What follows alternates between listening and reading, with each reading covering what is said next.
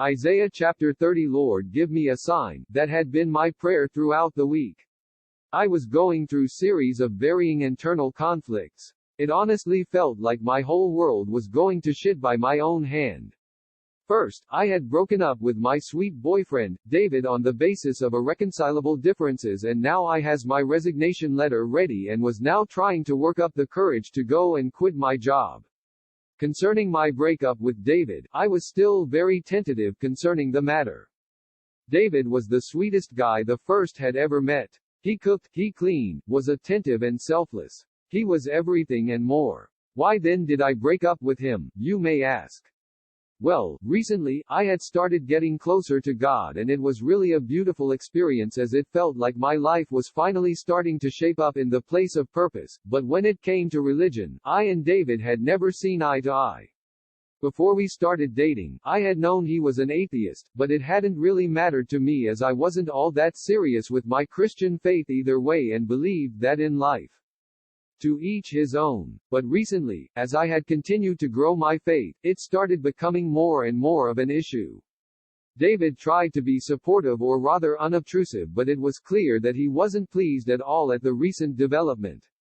It was most obvious at times when I woke up early in the morning to perform my morning devotion. I would hear his discomforted sighs, and then the times I had to take a rain check on our time together to attend a church program, and he'd sulk for days.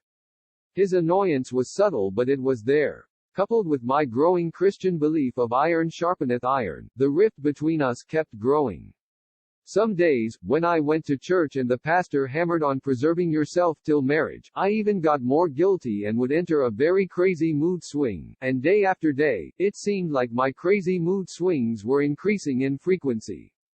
It was not like I minded getting married to David, and neither did he, but we were still very young and marriage was not in the books for both of us anytime soon. We were still also trying to find our feet financially too, and I didn't know what the future would hold, so I couldn't hold on to the justification that whatever I and David did not matter as we would get married.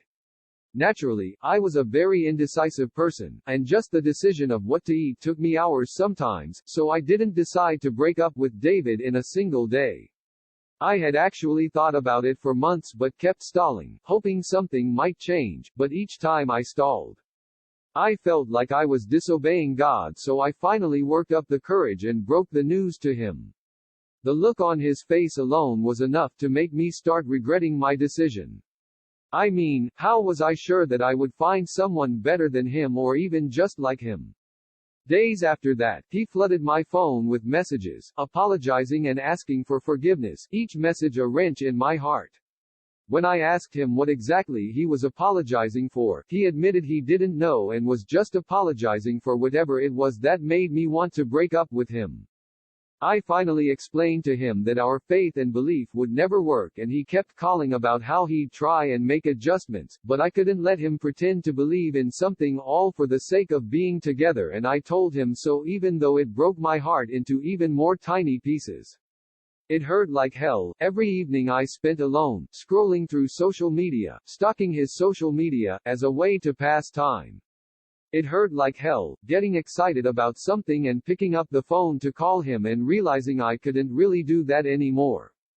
Every little thing reminded me of him, down to preparing a meal. I'd pick out something to cook and suddenly remember the food experiments we carried out or the crazy food combinations we tried, and just like that, my appetite would be gone, and I'd curl into a ball again and cry my eyes out. For over a week, I was not in the right headspace, and it seemed to amplify the loathing I had for my job.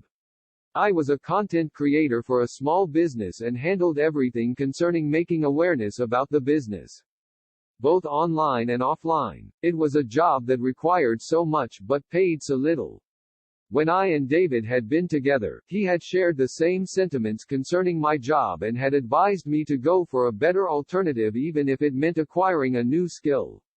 For some months, I had kept starting and stopping my web daily. Isaiah 30. Chúa ban cho tôi một dấu hiệu, đó là lời cầu nguyện của tôi suốt cả tuần. Tôi đã trải qua hàng loạt các cuộc xung đột nội bộ khác nhau. Thật lòng có cảm giác như cả thế giới của tôi đang tự tay ra đi. Đầu tiên, tôi đã chia tay với bạn trai ngọt ngào của tôi, David, trên cơ sở những khác biệt không thể hòa giải và bây giờ tôi đã sẵn sàng thư từ chức của tôi và bây giờ đang cố gắng làm việc lên can đảm để đi và nghỉ việc của tôi. Về việc chia tay tôi với David, tôi vẫn còn rất dự đoán về vấn đề này. David là người dễ thương nhất mà tôi từng gặp. Ông nấu chín, ông làm sạch, chu đáo và vị tha. Ông ấy là tất cả mọi thứ và nhiều hơn nữa. Tại sao tôi chia tay với anh ta, bạn có thể hỏi. Gần đây, tôi bắt đầu gần gũi hơn với Đức Chúa Trời và đó thực sự là một trải nghiệm tuyệt vời vì nó cảm thấy cuộc sống của tôi cuối cùng đã bắt đầu hình thành ở vị trí mục đích. Nhưng khi nó đến với tôn giáo, tôi và David chưa bao giờ nhìn thấy mắt nhau. Trước khi chúng tôi bắt đầu hẹn hò, tôi đã biết ông ấy là một người vô thần, nhưng nó không thực sự quan trọng với tôi vì tôi không nghiêm túc với đức tin Cơ đốc của tôi theo cách nào và tin điều đó trong cuộc sống, với mỗi người của riêng mình. Nhưng gần đây, khi tôi tiếp tục phát triển đức tin của mình, nó bắt đầu ngày càng trở thành một vấn đề. David cố gắng ủng hộ hay đúng hơn là không phô trương nhưng rõ ràng là ông không hài lòng chút nào với sự phát triển gần đây. Điều hiển nhiên nhất là vào những lúc tôi thức dậy sớm vào buổi sáng để thực hiện sự sùng kính buổi sáng của mình, tôi sẽ nghe những tiếng thở dài khó chịu của ông ấy, và sau đó những lần tôi phải kiểm tra thời gian của chúng ta bên nhau để tham dự một chương trình nhà thờ và ông ấy đã hờn dỗi trong nhiều ngày. Sự phiền toái của anh ta rất tinh tế nhưng nó đã ở đó. Cùng với niềm tin Kitô giáo ngày càng tăng của tôi về sắt mài sắt, sự rạn nứt giữa chúng ta tiếp tục gia tăng. Một vài ngày, khi tôi đi nhà thờ và mục sư búa bảo vệ chính mình cho đến khi kết hôn, tôi thậm chí còn có tội hơn và sẽ bước vào một tâm trạng rất điên rồ, và ngày này qua ngày khác có vẻ như sự thay đổi tâm trạng điên rồ của tôi ngày càng tăng tần suất. Nó không giống như tôi muốn kết hôn với David và ông cũng vậy, nhưng chúng tôi vẫn còn rất trẻ và hôn nhân không có trong sách cho cả hai chúng tôi bất cứ lúc nào. Chúng tôi vẫn cố gắng tìm kiếm đôi chân của mình về mặt tài chính và tôi không biết tương lai sẽ thế nào, vì vậy tôi không thể giữ được sự biện minh rằng bất cứ điều gì tôi và David không quan trọng vì chúng tôi sẽ kết hôn. Đương nhiên, tôi là một người rất thiếu quyết đoán, và quyết định ăn gì đôi khi tôi mất hàng giờ, vì vậy tôi không quyết định chia tay David trong một ngày nào đó. Tôi đã thực sự nghĩ về điều đó trong nhiều tháng nhưng cứ trì hoãn, hy vọng điều gì đó có thể thay đổi, nhưng mỗi lần tôi bị đình trệ, tôi cảm thấy như tôi đã không vâng lời Đức Chúa Trời nên cuối cùng tôi đã cố gắng hết lòng can đảm và báo tin cho ông. Chỉ có vẻ mặt anh ấy đã đủ khiến tôi bắt đầu hối hận về quyết định của mình. Ý tôi là, làm thế nào tôi chắc chắn rằng tôi sẽ tìm được một người tốt hơn anh ta hoặc thậm chí giống như anh ta. Nhiều ngày sau đó, anh ta tràn vào điện thoại của tôi với tin nhắn, xin lỗi và yêu cầu sự tha thứ, mỗi tin nhắn một cái cờ lê trong tim tôi. Khi tôi hỏi anh ấy chính xác anh ta đang xin lỗi vì điều gì, anh ta thừa nhận anh ta không biết và chỉ xin lỗi vì bất cứ điều gì đã khiến tôi muốn chia tay anh ấy. Cuối cùng tôi giải thích với anh ấy rằng đức tin và niềm tin của chúng tôi sẽ không bao giờ hiệu quả và anh ấy cứ kêu gọi về cách anh ấy cố gắng và thực hiện điều chỉnh, nhưng tôi không thể để anh ấy giả vờ tin vào điều gì đó vì lợi ích của việc ở bên nhau và tôi nói với anh ấy như vậy mặc dù nó làm trái tim tôi thành những mảnh nhỏ hơn nữa. Nó đau như địa ngục, mỗi tối tôi dành một mình, cuộn qua mạng xã hội, rình rập mạng xã hội của mình, như một cách để vượt qua thời gian. Nó đau như địa ngục, cảm thấy hào hứng về điều gì đó và nhấc điện thoại gọi cho anh ta và nhận ra rằng tôi không thể thực sự làm điều đó nữa.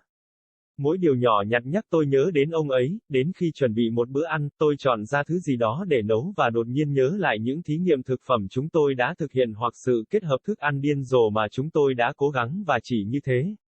Sự thèm ăn của tôi sẽ biến mất và tôi cuộn tròn lại thành quả bóng và khóc mắt ra.